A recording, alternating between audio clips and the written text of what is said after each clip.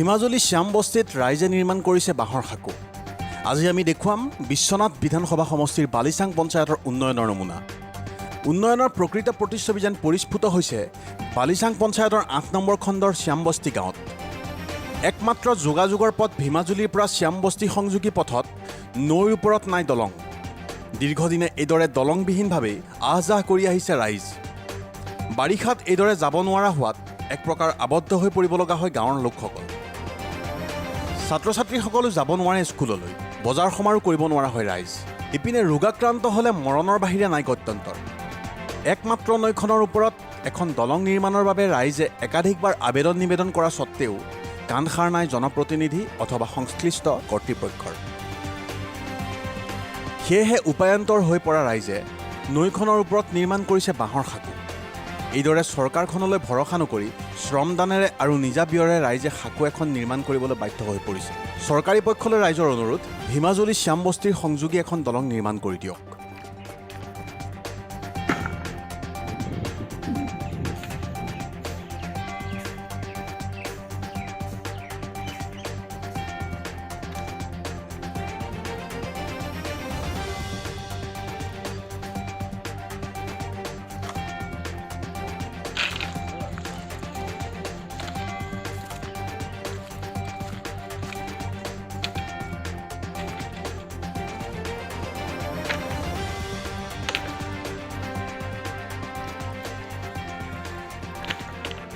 বস্তিতে পঞ্চায়তৰ মেম্বাৰ আছে, ৮ নং ৱাৰ্ডৰ মেম্বাৰ। তাৰপিছত তেওঁলোকেও কাণসাৰ দিয়া নাই। আমি কি কৰিম এতিয়া? এইটোৱে আৰু, সেইকাৰণে ৰাইজেই কৰিছে আৰু উপায় নাই। আমি আগতে দিলোঁ পঞ্চায়তৰ যোগেদি চৰকাৰক আবেদন কৰিছিলোঁ, কিন্তু আজিলৈকে তেওঁলোকে সঁহাৰি জনোৱা নাই। এতিয়া বাৰিষা আহিছে, ল'ৰা ছোৱালীবিলাক পঢ়াশালীলৈ যাব লাগিব।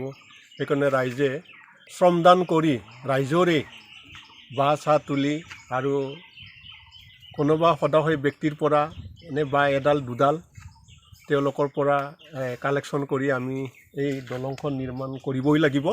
বাৰিষা আহি আছে, সেইকাৰণে আমি উপায় নাই। আমি আজিৰ পৰা ৰাইজৰ দান বৰঙিৰে আমি এই সাঁকোটো নিৰ্মাণ কৰিবলৈ আমি হাতত লৈছোঁ। আগতে পঞ্চায়তকো আপোনালোকে বহুবাৰ আবেদন নিবেদন কৰিছিলে? কৰিছোঁ, আমি আবেদন কৰিছোঁ। আবেদনে আমি কৰিব পাৰোঁ, তাৰ বাহিৰে আমাৰ উপায় নাই আৰু। কিন্তু কি নকম, কিন্তু বাৰে বাৰে মিটিং মেটাং জেগাত কিন্তু তেনেকেই কয়, বিধায়ক কয়, কিন্তু এবাৰতো গৈ চাই গৈছে।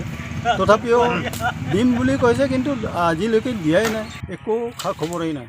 বাৰিষাৰ কালচোৱাততো আপোনালোকৰ বহুত সমস্যা হয়। হয়, কেৱল এইটো বুলি নহয়, বেমাৰ আজাৰ কেতিয়াবা গাড়ীটো পাৰ নহয় বাৰিষা দিনত, কিন্তু সেইটো সমস্যা হয়। কিন্তু আৰু এটা কথা নহয়, আৰু ডাঙৰ ডাঙৰ মানুহ অহা যোৱাৰ কাৰণেও আমাৰ শ্ৰমটো লাগে, শ্ৰমদান হ'ল কিয় আহ্বান জনাব, কিন্তু তেখেতে নিশ্চয় দিবই লাগিব বুলি মই কৈছোঁ, কিন্তু তেখেতে সাজু হয় নে নহয়। বিশ্বনাথৰ পৰা ৰমেশ চন্দ্ৰ চৰেণৰ ৰিপৰ্ট, মহাজাদিনটো 24 লাইভ।